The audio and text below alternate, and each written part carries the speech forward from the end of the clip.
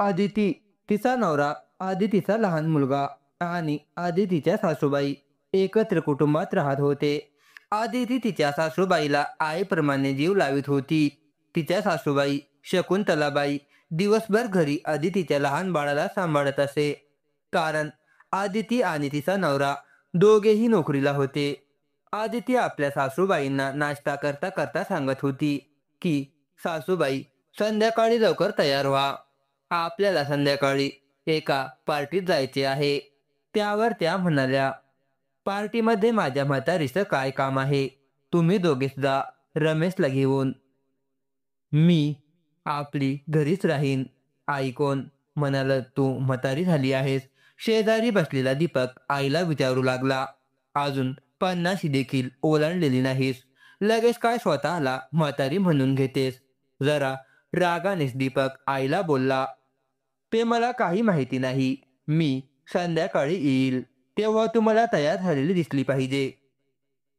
बरं बाबा, तू म्हणशील ती पूर्व बाजू. असं म्हणून शकुंतलाबाई थोडीशी हसली. तुला किती वेळा सांगितलं की तुला वाटेल ती साडी घालत जा, तुला वाटेल तो ड्रेस घालत जा. पण आम्ही गेलो की तुझं आपलं घ्यायची साधी साडी, ती सुद्धा फ्रेश कलरची नाही, पांढऱ्या रंगाची. तिच्यावर बारीक सारीक असतील तर असतील फुलं, नाही तर प्लेन साडी घालायची. तिची सुद्धा साडी साडी पिन नाही करायची. केसांची एक साधी वेणी घालायची. साधा तोंडाला पावडर लावत नाहीस. मेकअप तर खूपच दूरची गोष्ट आहे. किती सांगणार तुला, पण तू ऐकत नाहीस. आम्ही सांगितलेलं करायला तुझं मन तयार होत नाही. जरा चांगलं राहत जा. स्वतःची काय अवस्था करून घेतलेली आहेस? किती दिवस अशी दयनीय अवस्थेत जगणार आहेस तेच मला कळत नाही. अरे बाळा, असंच असतं एका विधवा बाईचं जीवन. ती त्याला समजवण्याच्या सुरात म्हणाली, अगं आई, पण जाऊ दे. मला ना त्या विषयावर बोलायचं म्हटलं तर खूप डोकेदुखी होते. तो विषय तू काही सोडून देत नाहीस. आई, हे जीवन एकदाच आहे. तू जगून घे, भरपूर झालं. आता तुझं विधवा पण जगून, आता आमच्यासाठी आई पण जगून घे. आज संध्याकाळी पार्टी इन्व्हिटेशन आहे. आदितीने तुला सांगितलं आहे ना? मग आम्हाला येईपर्यंत जाण्यासाठी तयार हो, असं दीपक तिला जवळ घेऊन म्हणाला. बरं बेटा, पाहीन. कोरडेपणाने आई म्हणजे शकुंतला देवी म्हणाली. शकुंतला म्हणजे दीपकची आई. तिची सून आदिती आणि दीपक दोघेही जॉब करत होते. त्यासोबत ते आपल्या व्यवसायाचं सेटिंग सुद्धा करत होते. गावाकडे त्यांची खूप जमीन होती. त्यातील डोंगराळ आणि काही बागायती जमीन होती. विहीर असल्यामुळे आणि पाणी चांगले खेळते असल्यामुळे त्यातून पीक चांगले निघायचे. मग उत्पन्नही चांगले यायचे. दीपक आणि त्याची बहीण शीतल दोघांनी शिकावं, मोठं व्हावं. त्यांना लहानसं मोठं करण्यासाठी आईची घेतलेली मेहनत पाहिलेली होती. त्यामुळे त्यांना आईच्या कष्टाची, त्रासाची आणि जगण्याची जाणीव होती. शकुंतलाला सून कष्टाळू आणि जिद्द, प्रेमळ आणि संस्कारी मिळाली. आदिती आणि दीपक दोघेही कष्टाळू होते. त्यामुळे ते आई वडिलांच्या संपत्तीवर आयश करणाऱ्यांमध्ये मोडत नव्हते.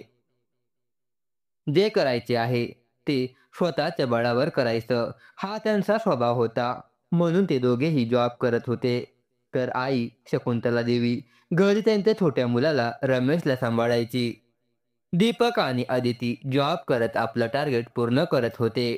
तरीही त्यांच्या टार्गेटला पूर्ण व्हायला अजून 1 वर्ष लागणार होतं. त्यांना स्वतःची कंपनी सुरू करायची होती. ती स्वबळावर करायची असल्यामुळे अजून त्यांना जॉब करून मेहनत करावीच लागणार होती.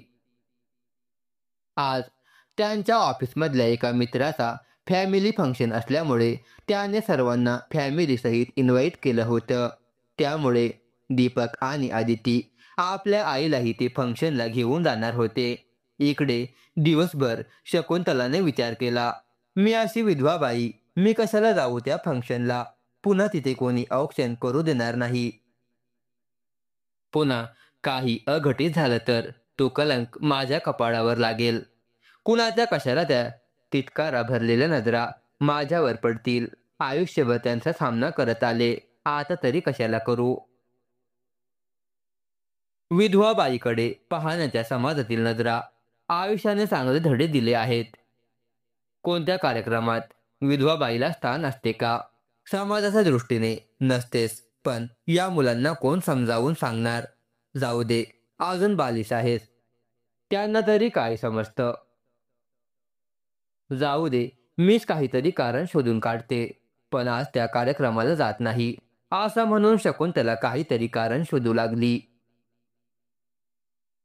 दिवसभर छोट्या रमेशला सांभाळून, त्याला खाऊ घालून तिने त्याला झोपी घातलं आणि स्वतःही झोपून गेली. दारावरची बेल वाजली. सुनेने दरवाजा वाजवला होता. सासूने दरवाजा उघडला. "आदिती ये," स्माईल देत म्हटले. ती घरात आली, फ्रेश झाली. तिने चहा बनवला, सासूला दिला. "आई, तुम्ही आवरून घ्यायचं होतं ना, रमेश तर झोपलेला आहे." आदिती तिला म्हणाली, "मला बरं नाही वाटत, त्यामुळे मी नाही येत. माझं खूप डोकं दुखत आहे आणि थकवा पण जाणवत आहे. चला मग आपण अगोदर दवाखान्यात जाऊन येऊ." आदिती म्हणाली, "नको बेटा, तुम्ही कार्यक्रमाला जा.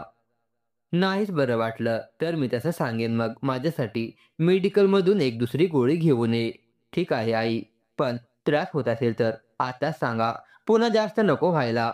आदिती म्हणाली, "होय, सांगेन, पण तुम्ही काळजी करू नका. तुम्ही दोघे तुमच्या कार्यक्रमाचा आनंद घ्या." दीपक आला तर आईला झोपलेली पाहिलं. "काय झालं आई, तू अजून तयार झालेली नाही?" आईच्या कपाळावर हात ठेवत म्हणतो, "नाही, नाही झाले बेटा मी तयार. मला बरं नाही वाटत. तुम्ही जा, मी नाही येत." ते कार्यक्रमाला निघून गेले. सोबत रमेशलाही घेऊन गेले. शकुंतलाला तर सगळ्या बंधनात राहणे, कार्यक्रमाला न जाणे, घरात एकटीनेच राहणे, तेच नाहीतर घरात सुद्धा तिला हसून खेळून मोठ्याने बोलता येत नसे. अशा गोष्टींची सवय लागली होती. कारण की आयुष्य यातच गेलं होतं. त्यामुळे तिला याचं काहीच वाटलं नाही. तिने आपलं झोपून घेतलं. येताना त्यांनी तिच्यासाठी पार्सल आणलं. आता कुठे मुलाने आणि सुनेने तिला चांगलं गोड-गोड खायला घालायला सुरू केलं होतं. तीही ओरडून जबरदस्तीने त्यांनी सवय लावली होती. अगोदर तर तिने चांगले खाणे आणि चांगले राहणं कधीच सोडून दिलं होतं. आता या गोष्टी अंगी करायला तिला सवय होता होता 2 वर्ष निघून गेले होते. आता कुठे बऱ्यापैकी चांगलं खात होती. आयुष्यभर ती साधंच खात आली होती. मुलगा आणि सुनेच्या सांगण्यावरून चांगली साडी घालायची, ड्रेस घालायची, तर अजून तिने हिंमतच केली नव्हती. तशी इच्छाही तिची कधी झालीच नाही. चांगली साडी जबरदस्तीने सून आणि मुलगा ओरडतो म्हणून तशी आता 2 वर्षापासून घालत होती. तिने ते पार्सल सोडून जेवण केलं, नातवांसोबत खेळली आणि पुन्हा ते सर्वजण झोपून गेले. सकाळी आदिती किचन आवरायची. बाकी घरात झाडून फरशी पुसायला भांड्याला बाई असल्यामुळे कपडे ती मशीनला लावत. दिवसभर सासूला काहीही काम करायची वेळ येऊ नये. फक्त मुलगा सांभाळता यावा. मुलगा सांभाळते हेच आपल्यासाठी खूप होत आहे. आपले ध्येय साध्य व्हायला अजून थोडे दिवस बाकी आहेत. त्यात सासूचा लाखो मोलाचा वाटा आहे. हे आदितीला मनापासून वाटे. दुसऱ्या दिवशी सर्व आवरून दीपक आणि आदिती कामाला गेले. शकुंतला नातवासोबत खेळत होती. तोच तिचा मोबाईल वाजला. लेकीचा फोन होता. "आई, काय करते?" "तुझ्या भाच्या मागे पडते बाई." "बाकी काय करणार?" शकुंतला हसून म्हणाली. "बाकी काम आवरले का सगळे?" "अगं, तुला तर माहीत आहे ना, आदिती मला थोडंही काम करू देत नाही. फक्त ती असताना आराम आणि तिच्या मागे रमेशला सांभाळून आराम करायचा. आता मी एकदम सुखी आयुष्य जगत आहे." "मस्त आहे ग मम्मी वहिनी. खरंच खूप छान आहे स्वभावाने." शीतल म्हणाली. "शीतल, तुझी धनश्री कशी आहे?" "धनश्री आणि आम्ही सर्वजण अगदी मजेत आहोत. मी ड्युटीवर आहे, धनश्री घरी आहे. जेवणाची सुट्टी झाली म्हणून म्हटलं फोन तरी करून पाहते." "शीतल, आता तुझा कितवा महिना आहे?" "येत्या 2 तारखेला 9 महिने पूर्ण होतील." "ये की ग मग माहेरी, दुसरी डिलिव्हरी आहे. करते मी एवढ्या वेळेस." "म्हणजे काय म्हणायचं तुला? एवढ्या वेळेस म्हणजे काय? ते समजलं नाही मला." "शीतल, नको एवढं मनाला लावून घेऊ. मी असंच बोलली. मलाही माहिती आहे आता 2च लेकरं असतात. त्यामुळे तिसऱ्या लेकराचा प्रश्नच येत नाही.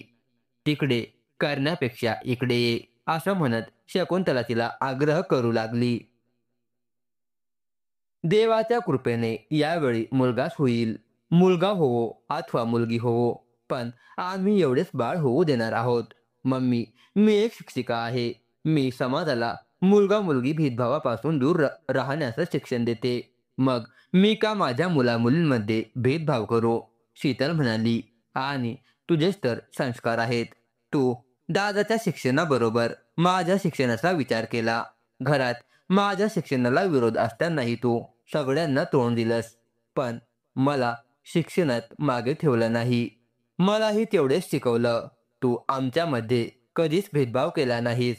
बरं बाई, होऊ दे एवढंच, पण डिलेव्हरीला ये. बरं बाई, मी पूर्ण दिवस भरेपर्यंत ड्युटी करीन आणि गरोदरपणाच्या शेवटी माहेरी येईल. शीतल म्हणाली. मग आराम कर. सहज फोन केला होता असं बोलून मुलीने फोन कट केला. तोपर्यंत रमेशला भूक लागली होती. शकुंतलाने त्याला डाळ भात खाऊ घातला. नंतर शकुंतलाने जेवण वाढून घेतले. तोच रमेशला शी आली. मग तिने आधी त्याला स्वच्छ केले. नंतर तिने स्वतः जेवण केले.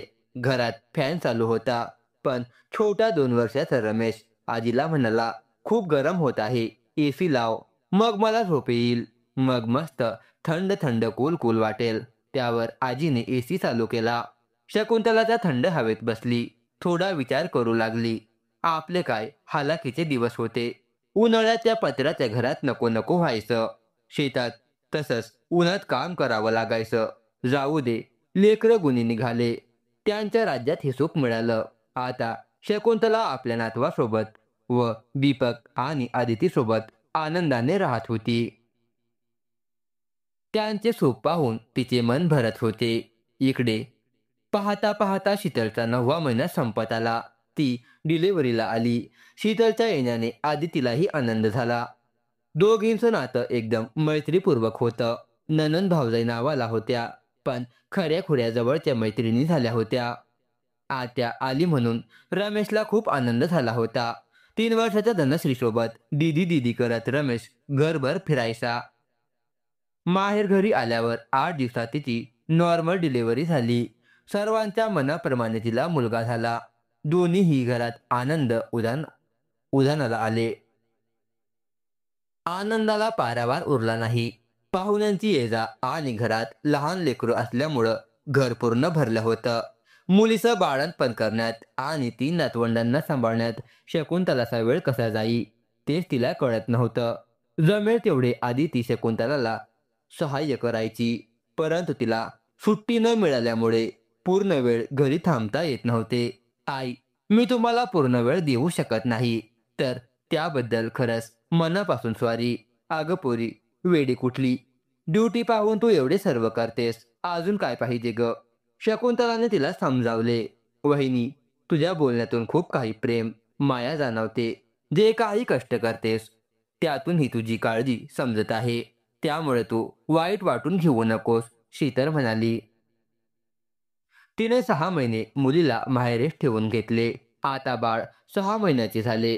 आज मुलगी जाणार. 6 महिने कसे गेले एकदम 6 दिवसासारखे समजले सुद्धा नाही. शकुंतला मनाशी म्हणाली. आधी तिला सुट्टी होती म्हणून तीही घरीच होती. घरातील सर्व आवरून ती नणंदेला घेऊन बाजारात गेली. नणंदेसाठी शॉपिंग करून आली. आज शकुंतला सकाळपासूनच उदास झाली. मुलीला माहेरून सासरी पाठवताना क्षणभर तिला भूतकाळ आठवला. आपल्या दुसऱ्या डिलिव्हरीनंतर दिवस चालले होते आणि सासरी जायचा दिवस येणारच होता. पण अचानक त्यावेळी झालेला प्रसंग आठवला. अरे, माझी मुलगी चालली आहे आणि मी काय अशुभ विचारावर लक्ष देत आहे, असं म्हणून तिने तिथेच तो प्रसंग झटकून दिला. जावई मुलीला घेण्यासाठी आले होते. दुपारनंतर मुलगी आणि बाळ घेऊन जावई निघाले. आदिती, शीतल आणि आईचे डोळे पाणावले होते. तरीही चेहऱ्यावर हसू आणत मुलीला आनंदाने शकुंतला बोलत होती. भरलेले वातावरण हलके करण्यासाठी दीपक म्हणाला, ती काय नवीन नवरी नाही, आता घराची मालकीण आहे. त्यावर त्या तिघ्या जणी हसायला लागल्या. त्यावर खरं आहे तुझं, मिहुने म्हणाले. तिने मुलीला सासरी पाठवले. मम्मी, ताईला वाटी लावताना काय वाटले? तुझे मन त्या आठवणीने दाटले, बरोबर ना? शकुंतला मान खाली घालून निर्विकार चेहऱ्याने बसली. मी तुझ्या चेहऱ्यावरचे हावभाव ओळखले होते. किती वेळा तुला सांगितलं, त्या गोष्टीवर विचार करायचा सोडून दे. त्या गोष्टी मनात ठेवू नको. त्यांचं टेन्शन घेऊन आता काय होणार? दीपक तिला ओरडून बोलू लागला. बरं बाबा, त्या गोष्टींचा विचार नाही करणार. उठून तो रूममध्ये निघून गेला. त्याच्या पाठोपाठ आदिती पण रूममध्ये गेली. आदितीने त्याला समजावलं, प्रत्येक वेळी तुम्ही आईला असं का ओरडत असता? त्यांना काय वाटत असेल? मी ओरडतो हे खरं आहे. पण तिला मी किती वेळा सांगितलं की तू विचार सोडून दे. मी समजू शकतो तिचा भूतकाळ किती भयानक होता. तिला हे आठवण आल्यावर त्रास होत असेल. म्हणूनच मी सांगतो ना. हो, बरोबर आहे. आदिती, तू सांग. ते तिचे भयानक दिवसही निघून गेले. तिला त्या गोष्टी जाऊन चिंता करत बसण्याची गरज नाही ना. हो, तुमचं बरोबर आहे. पण आईशी जरा प्रेमाने बोलत जा. या विषयावर अगदी प्रेमाने तिच्याशी बोललो तर ती ऐकणार नाही. म्हणून मी तुला ओरडतो. तुला वाटत नाही मला आईची माया येत नसेल? असं नाही हो. आई आहे ती माझी आणि तिने आमच्यासाठी काय केलं ते फक्त आम्ही दोघे बहीण भाऊ समजू शकतो. बाकी कोणी नाही. त्याच्या खांद्यावर प्रेमाने हलके थोपटत. हो, खरं आहे तुमचं. आता तुम्ही भावनिक होऊ नका. आदितीने त्याला आधार देत म्हटले. नंतर तो आपल्या विषयावर चर्चा करू लागला. आदिती, मी ते स्वप्न पाहतोय. आपल्या बिझनेस कधी एकदा सुरू होतोय. एकदा का आपली कंपनी उभी राहिली की आपण आपलं आयुष्य अगदी समाधानी आणि सुखाने जगू. आईलाही सर्व जीवनाचा आनंद देऊ. तिला सगळीकडे फिरवून आणू. तिच्या काय असतील त्या हाऊस मौज पूर्ण करू. ती म्हणाली, मला सगळं जग दाखवा. तर तिला सगळे जग दाखवून देऊ. त्यासाठी आदिती, मला फक्त तुझी साथ हवी आहे. मला माझ्या आईची प्रत्येक इच्छा पूर्ण करायची आहे. तिचं आयुष्य तिला जगू द्यायचं आहे. तिने फक्त दिवस काढले एक विधवा म्हणून. बाकी तिचं जीवन जगायचं राहूनच गेले. ते दिवस फक्त तिने आमच्यासाठी काढले. सुखी जीवन तिला अगदी मनसोक्त जगू द्यायचं आहे. तुम्ही टेन्शन घेऊ नका. मी नक्की आईने या गोष्टीसाठी तयार व्हायला प्रेरणा देऊन त्यांना मानाने तयार करेल. ही जबाबदारी सर्वस्व माझी. आदिती म्हणाली. पण मला एक कळत नाही. तुमच्या बाबांचं जाण्याचं कारण काय होतं? ते मला आजवर समजलं नाही. आता मला त्यावर बोलायचंही नको वाटतं. त्यामुळे तो विषय इथे सोडून दे. कधी वाटलंस आणि मन झालं तर नक्की सांगेन. पण आता तरी नको. तो विषय जरी काढला तरी मला खूप राग येतो. त्याच्यामुळे माझ्या आईला असं दैनिक जीवन जगावं लागलं. तिचं तरुणाईचं आयुष्य त्या माणसामुळे वाया गेलं. त्याला बाप म्हणायची लाज वाटते. तसंही तो वारलेला मला तर कळतही नाही. हे बोलताना दीपक रागाने लालबुंद झाला. बरं, जाऊ द्या. काय असेल आईचा भूतकाळ याचा आदिती विचार करू लागली. दीपक आणि आदिती मेहनत करून आपलं स्वप्न पूर्ण करत असतात. त्यासाठी दोघांची एकमेकांना भक्कम साथ असते. सोबतीला आईचा आशीर्वाद असतो. आई बाळाला सांभाळत असते. म्हणून हे दोघी बाहेर काम करताना अगदी बिनधास्त असतात. आज आईची नणंद येणार होती. म्हणून तिने साधी साडी घातलेली. ती तशीच राहून गेली होती. नणंद दुपारी घरी आली. थोडा वेळ बसली. इकडच्या तिकडच्या गप्पा झाल्या आणि जेवण खाऊन ती निघून गेली. दीपक आणि आदिती घरी आले. चहा पाणी झाला. आई, तुम्ही पुन्हा साधी साडी कशाला घालता? अहो आई, आयुष्य एकदाच आहे. ते जगून घ्यायचं. नको त्या रूढी परंपरा पाळून स्वतःला त्रास करून घेण्यात काय अर्थ नसतो. तुम्ही ड्रेस घाला, चांगल्या साड्या घाला, आयुष्य जगून घ्या, हसा खेळा, मन मोकळेपणे बोला. सोसायटीमध्ये समन्वय, स्त्रियांसोबत मैत्री करा, त्यांच्यासोबत फिरायला जात जा. आदितीने समजावत म्हटले. मला आता या गोष्टीची सवय झाली आहे. मला चांगली साडी घालावी वाटत नाही. आणि खरं सांगू, कुणाशी बोलायची, हसण्या खेळण्याची इच्छाही होत नाही. माझ्या सगळ्या इच्छा मरून गेल्या आहेत. आता कोणत्या गोष्टीचं काहीच वाटत नाही. शकुंतला म्हणाली. अहो आई, तुम्हीच त्या इच्छा जाग्या करा. पूर्ण आनंदाने भरभरून जीवन जगा. तुम्ही स्वतःला सवय करून घेतली बरं का, असं नेहमीप्रमाणे शकुंतला म्हणाली. दुसऱ्या दिवशी दीपक आदिती कामावरून येत होते. माझं ना खूप डोकं दुखत आहे. चल मग आपण चहा घेऊया. ते एका हॉटेलमध्ये जातात. चहा घ्यायला बसतात आणि त्यांची बिझनेसबाबत चर्चा सुरू होते. कितीही म्हटलं तरी कंपनी उभी करून बिझनेस करायला दीपक आणि आदितीला इन्कम कमीच पडत होता. अजून बराच पैसा लागणार होता. आदिती आणि दीपक जरा विचारांमध्ये राहू लागले. कसा पैसा गोळा करायचा? आताच कुठे घेतलेल्या नवीन घराचे हप्ते फिटले होते. पण कंपनी उभी करण्यासाठी त्यांचं बजेट जे होतं ते कमी पडलं होतं. तसा दोघांचा पगार लाखांच्या घरात जातच होता. आपापल्या परीने पगाराची सेव्हिंग करून ठेवत होते. दागिने जरी गहाण ठेवले तरी ते पूर्ण होणार नाही हा विचार मनात येऊन गेला. ते दोघं काय करता येईल, पैसा कसा कमावता येईल हा विचार करू लागले. कधी कधी दीपक जास्त टाइम जॉब पण करायचा, तर आदिती वर्क फ्रॉम काम करता येईल का पाहत होती. आदितीला काही वर्क फ्रॉम होम मिळाले नाही, म्हणून तिने जवळच्या कॉम्प्युटर ऑफिसमध्ये 2 तास काम करायचं ठरवलं. दीपकने मात्र कंपनीतच ओव्हरटाईम काम करायचं ठरवलं. ते कसोटीने प्रयत्न करत होते. आता स्वप्न पूर्ण होईल असं त्यांना वाटायचं, परंतु बजेट अजूनही कमी पडणार होते. त्यांनी आपल्या पेमेंटचा, ओव्हरटाईमच्या पेमेंटचा आणि बिझनेस बजेट हिशोब काढला. तसेच बिझनेस लोन त्यांनी घेतले होते. ते त्याचाही त्यांनी हिशोबात मोजमाप केली. तरीही अजून 8 ते 10 लाख रुपये कमी पडणार होते. मग आदितीने विचार केला, दोघांचे दागिने जरी गहाण ठेवले तरी येऊन येऊन 3 लाख रुपये येतील. पाहूया. ते सतत आता काम करायचं. थोड्यासाठी आपण चांगली संधी गमावून जाऊ असं त्यांना वाटायचं. आपले कष्ट त्यांनी पणाला लावले तरीही बजेट होईना. कधी कधी दीपक रात्री उठून हॉलपर्यंत पॅसेजमध्ये फेऱ्या मारायचा. आज मध्यरात्री अचानक शकुंतलाला तहान लागली. तिने पाण्याची बाटली रूममध्ये भरून नेलेली नव्हती. ती किचनमध्ये आली. तोच दीपक, आदिती इकडून तिकडे हॉलमध्ये फेऱ्या मारत होते. शकुंतलाने घड्याळाकडे पाहिले तर रात्रीचे 2 वाजलेले होते. दोघांना असं टेन्शनमध्ये पाहून शकुंतलाने विचारले, काय झाले? तुम्ही अजून झोपले नाही? काय टेन्शन आहे? मी सारखी पाहत आहे. 1 महिना होत आला. तुम्ही दोघे एवढी धावपळ करताय. जेवण वेळेवर नाही. सतत काहीतरी विचारत असल्यासारखं वाटतं.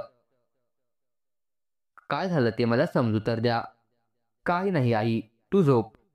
दीपक, मी आई आहे तुझी. तुझी आणि तुझे दुःख मी समजावून घेणार नाही तर कोण घेईल? आई, काही टेन्शन घेण्यासारखं नाही. तुम्ही जा, आराम करा, आदिती म्हणाली. असं कसं? तुम्ही येथे रात्र रात्र विचार करायचं, जागायचं आणि मी तिकडे आरामात झोपा काढायच्या. नाही, आर मला कळाल्याशिवाय मी पण झोपायला जात नाही. खाटाला पेटत सोफ्यावर बसत शकुंतला म्हणाली.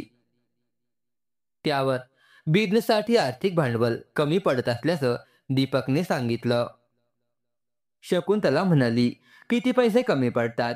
आईकडे पाहत दीपक म्हणाला, 8 ते 10 लाख रुपये. अरे मग एवढ्यासाठी तुला एवढं टेन्शन घेण्याची काय गरज नाही.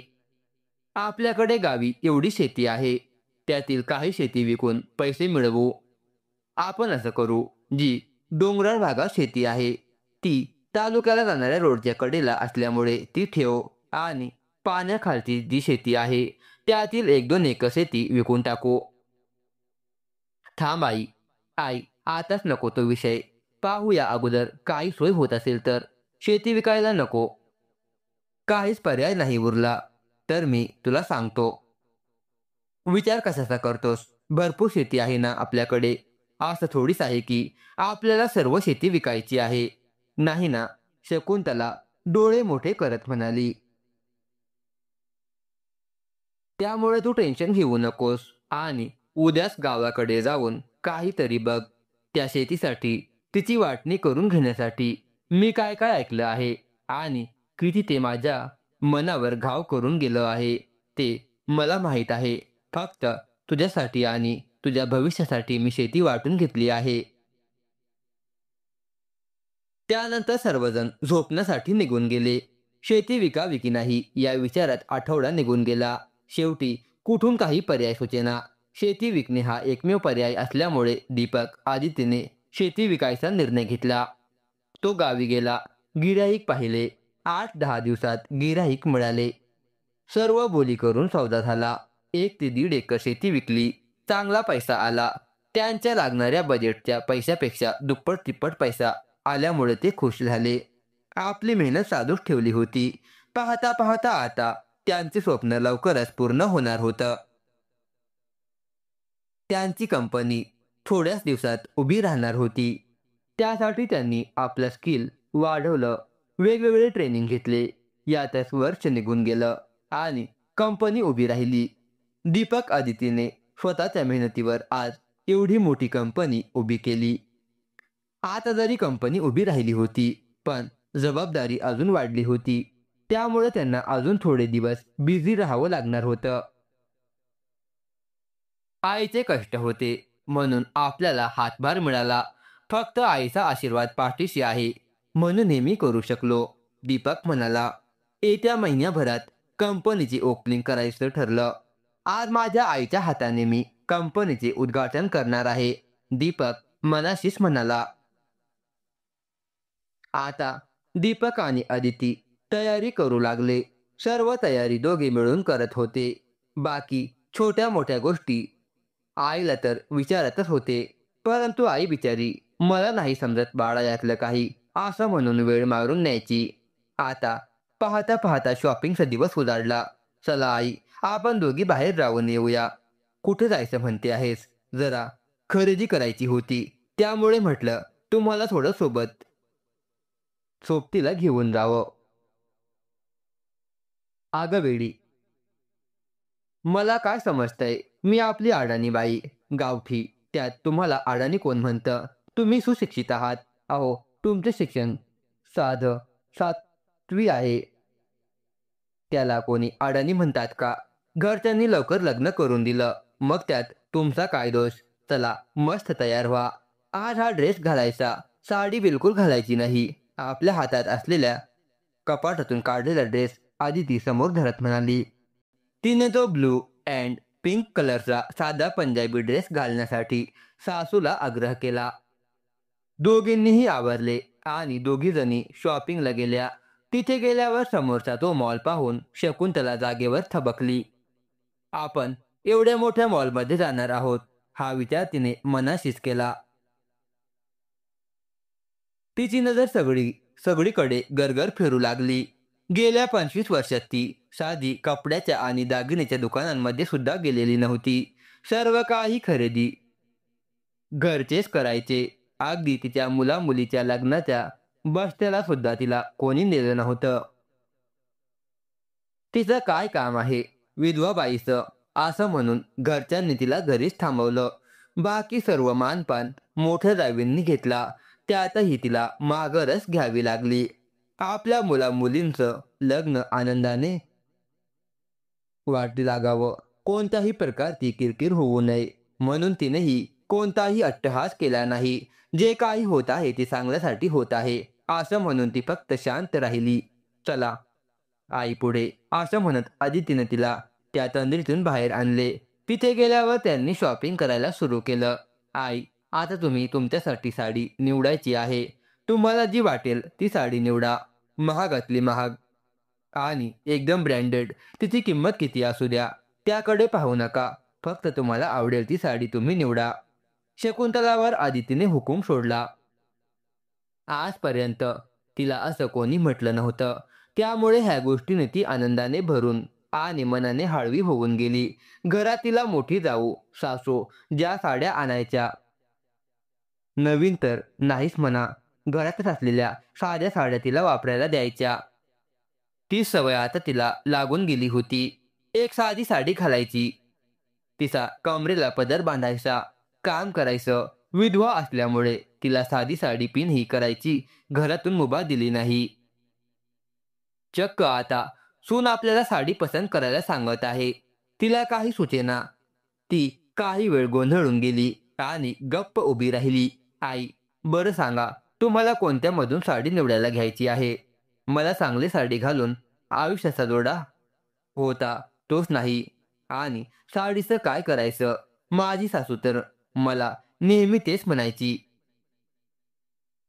आई, ते ठीक झालं, पण त्यात तुमची काय चूक होती? माझं नशीबच फुटकं म्हणायचं, बाकी काय? आई, आता भूतकाळाबद्दल कुढत बसू नका. चला साडी शोधा. नाही हा करत जबरदस्तीने शकुंतलाला साडी चॉईस करायला सुनेने भाग पाडले. मग शकुंतला हळूहळू साडी पाहू लागली. ब्ल्यू, जांभळा मोरपंखी, आबोली, मरून अशा वेगवेगळ्या कलरच्या साड्या पाहून झाल्यावर ती गुलाबी कलर शालू तिच्या डोळ्यासमोर आला. नको ग बाई, हा नको. क्षणभर तिला तो दिवस आठवला. फळाला तिच्या सासरहून लग्नाच्या दिवशी गुलाबी कलरचा शालू आणला होता. तिने लग्नात हा शालू घातला. ती सारखं सारखं स्वतःला त्या शालूमध्ये पाहत होती. नवरीचा तो नवा थाट वरून आतर मारलेलं ती त्यात हरवून गेली. त्यानंतर तो शालू तिने घरी असलेल्या जागरणच्या वेळी घातला. सर्व सास केला. नथ दागिने घातले. तिची तब्येत लग्नानंतर मुलीच्या जन्मानंतर चांगली धष्टपुष्ट झाली. ती उंच असल्याने तिला अजूनच तो शालू शोभून दिसत होता. असा तो लग्नाचा शालू फक्त दोनदाच घातला. त्यानंतर काही कार्यक्रमाच्या निमित्ताने तिसऱ्यांदा शालू काय, चांगली साडीही तिला घालायला आयुष्याने संधी दिली नाही. तिचा आवडता कलर असतानाही तिने तो शालू नाकारला. तिने आंबा कलर पैठणी साडी चॉईस केली. त्यावर छान डिझाईन पोपटी कलरचे काठ होते. किती झाले याचे पैसे? सासरत आवाजात विचारू लागली. 5,000 रुपये. त्या मुलीने सांगितले. नको, मग दुसरी दाखवा. साधी साडी. आई, तुम्हाला आवडली ना, राहू द्या की. तुमच्या पुढे आमच्यासाठी 5,000 रुपये काय खूप नाहीत? सून म्हणाली. आमचे तरी कसले? हे सर्व तर आम्हाला तुमच्यामुळेच मिळालं आहे. तिने साडी पॅक करून द्यायला सांगितले. पुढे गेल्यावर मस्त बांगड्या घेतल्या. त्याही वेलवेटच्या पोपटी कलरच्या. सासूसाठी झुमक्याचे पोपटी कलरचे आर्टिफिशियल ब्रँडेड कानातले घेतले. सासूला तर खूप कसं तरी वाटत होतं. लोक काय म्हणतील हा विचार करून ती मनात वेडी झाली होती. तर मैत्रिणींनो आणि मित्रांनो, अजून पुढे काय काय घडणार आहे बघूया पुढील भागात. पुढील भाग न चुकता ऐकण्याकरिता सर्वांनी चॅनलला सबस्क्राईब करून ठेवा. हीच आपण सर्वांना नम्रतेची विनंती. धन्यवाद.